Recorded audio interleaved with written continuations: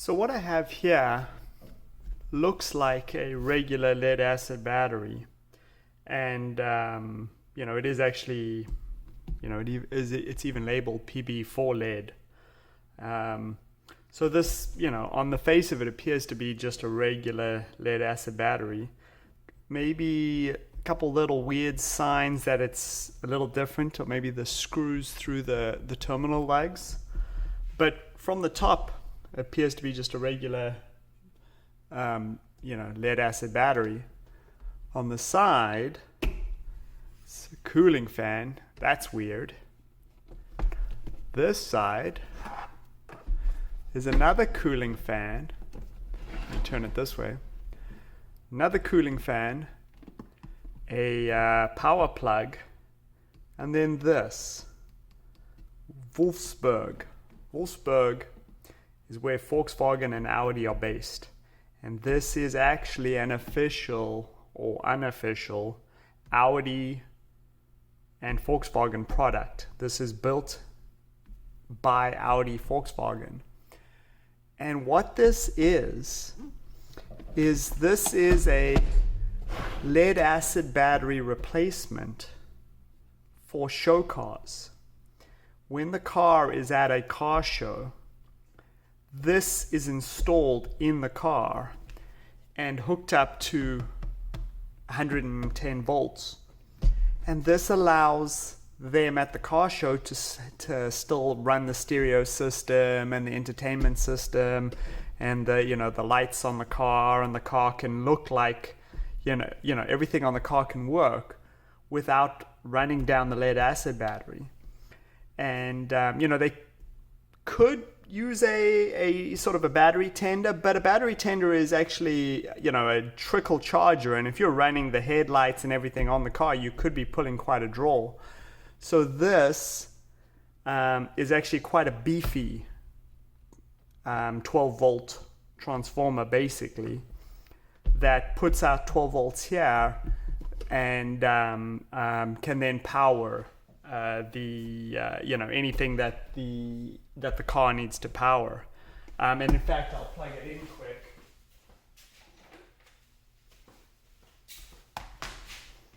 So it takes just a standard computer type charger. And actually you can hear the fans. Fans are running. And put a voltmeter on here that you can see. There we go, 13.9 volts, perfect. A fully charged lead acid battery puts out high 13s, which is exactly what this is putting out. So this can, power all the. This can power all the, the radio and lights and everything of the car without actually being able to start the car. This does not put enough amps out to start the car, and that's another reason why they use these, is they do not want a consumer to actually start the car. So this will keep everything powered, even, and the key can be in the car, but this will not start the car, so there's no way for the consumers to start the car at a car show. So let me unplug this. And we're gonna open it up and see what's inside. You would think that they could have just used just a commercial product, but they didn't. This is custom built by engineers at Volkswagen. And we're gonna take it apart quick. I have to find the right screwdriver here.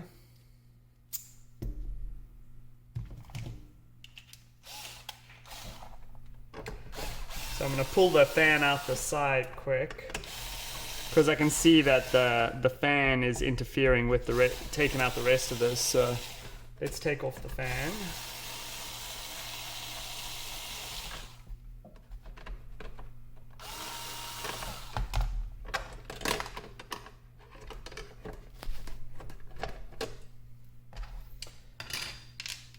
Okay, fan is out. Now, can I lift out? Might be able to lift. Okay, there we go. Let's see here.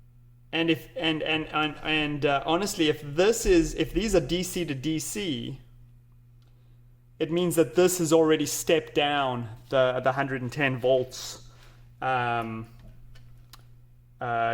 to a D. This has taken an AC and stepped it down to a, well, not stepped it down, but turned it into a DC signal. But I don't necessarily see a bridge rectifier. I mean, this might be a big bridge rectifier, I'm not sure. But you need a bridge rectifier to step AC to DC. But this has already taken the AC and turned it into DC, because this is a DC to DC converter and this is bringing in DC. Anyway, so this is these are pretty tiny wires that it's bringing in. But again, it's probably bringing in, this is probably sending in, if this went through a bridge rectifier, this could be, 200 volts coming in DC, which will be, so it'll be low amps, high current. I mean, sorry, it'll be high voltage, low current coming in, which you can use small wires for. Then it'll run through the DC to DC and come out as 12 volts, high amps. I am actually going to see if I can get a serial number of these. Just because these look expensive, if I'm being honest. These are pretty beefy DC to DC converters, and they're on this big old heatsink. Look at the size of this heatsink, and you can see that they've been glued on with heat compound onto this heatsink. So again, because this went through a bridge rectifier, this probably is coming in at about the 110. Once it's rectified, it's probably closer to 200 volts. It comes in here with almost no amps, but it'll run through the DC to DC and come out at 12 volts, but probably 10 amps. So that's what this is doing. But I really would love to find a serial number for this and see what we can find on this. And in fact, I'm probably going to pause and find out what I can find on this. Okay, I found this DC to DC circuit. This takes 300 volts DC and puts out 12 volts at 20 amps. So that's what each one of these are doing. So because they've got two of them in parallel, this can put out 40 amps at 12 volts, which is pretty impressive. I do want to show you, I am actually going to do something pretty dangerous. And I am plugging in this board I have plugged in right now. And I'm going to put in my voltmeter so hopefully you can see it. Now, this is the two outputs from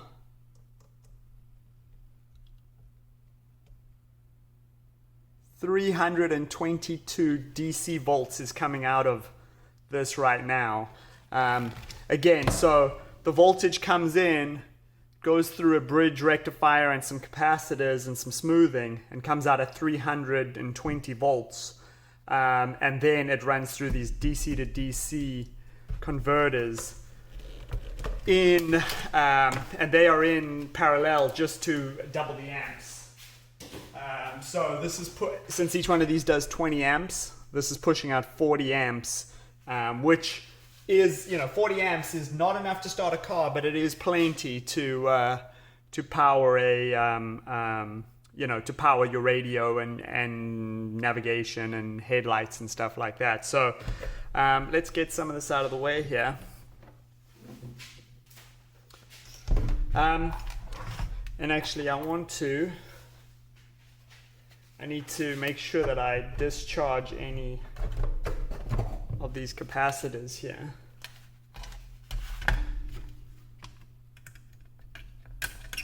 Okay, it should be discharged. So let's orientate this board here. Yes, so the incoming voltage comes from the end of the capacitors here through these two wires. These are the two wires there that go into the two DC to DCs.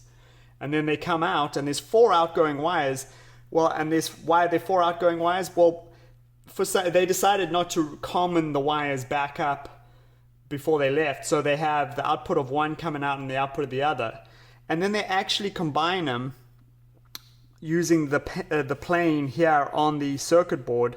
That is one of the positive leads. That's the other positive lead. And so because they are joined by this big, PCB trace, the two positives are joined together and outputted as 12 volts there, and the two negatives are joined there and there and outputted as negative over there. So interesting way of doing it. Yeah, it's an interesting way of taking, some off-the-shelf components, some custom circuit boards, and, having an unlimited budget, which Audi would have, and, coming up with this. Again, this probably took an Audi engineer, a couple weeks to assemble. He had to get this massive heatsink assembly. He had to design this, all the standoffs, everything fits together inside the case.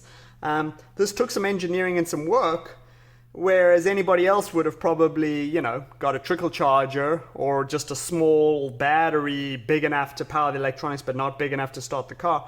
Somebody else would have come up with a simpler way, but, the Germans had to get a little complicated. So they came up with this. And again, these are, nearly $200 each, plus all these components. I mean, this wasn't a cheap device, but it served a purpose and is pretty well built and honestly pretty interesting. I was not expecting this to be off the shelf, given all the work that went into just the smoothing circuitry. I was not expecting the DC to DC to just be off the shelf components, but they apparently found some high quality DC to DC converters and just put them on a big heatsink and used that and did everything else custom. So yeah, I'm gonna try and put this back together. It's a bit of a puzzle, and I'll probably actually time lapse you as I reassemble it, and I hope you found this interesting.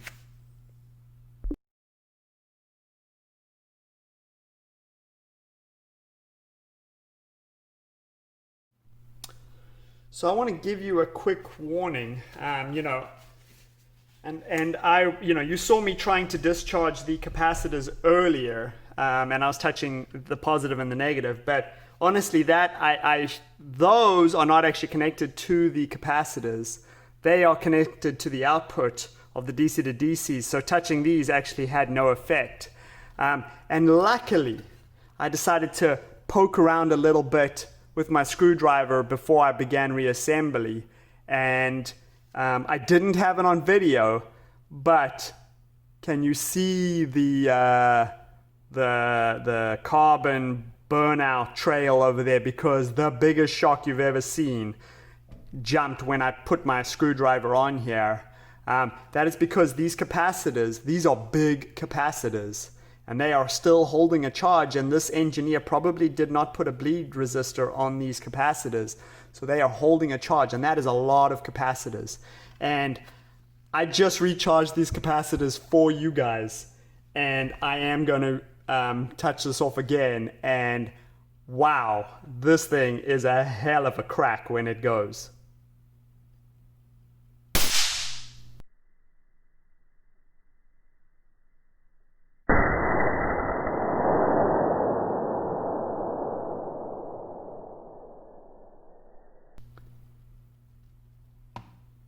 That is the most terrifying crack you could ever see.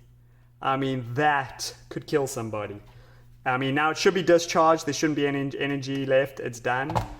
But wow, I mean, that is loud enough to deafen you. And I mean, that is why playing with electronics is dangerous. And especially things like these custom ones. Consumer electronics, they put bleed-off resistors on capacitors and they try to make things safe. This was built by engineers for a specific purpose, never to be opened by a consumer. And goddamn, am I glad that I poked around some more and discharged these capacitors, because there is energy to kill someone sitting on these capacitors. Always remember, if you see big capacitors, poke around with a screwdriver, find out where the capacitors come out, discharge them with a screwdriver, because they hold energy like a battery. And if you aren't careful, big capacitors could kill you.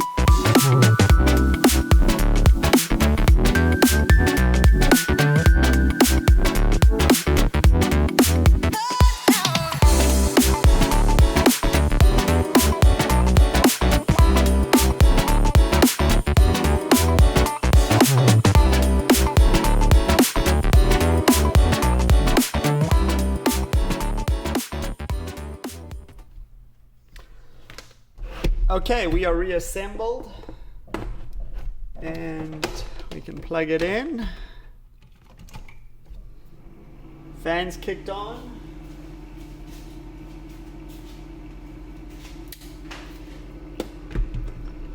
Voltmeter.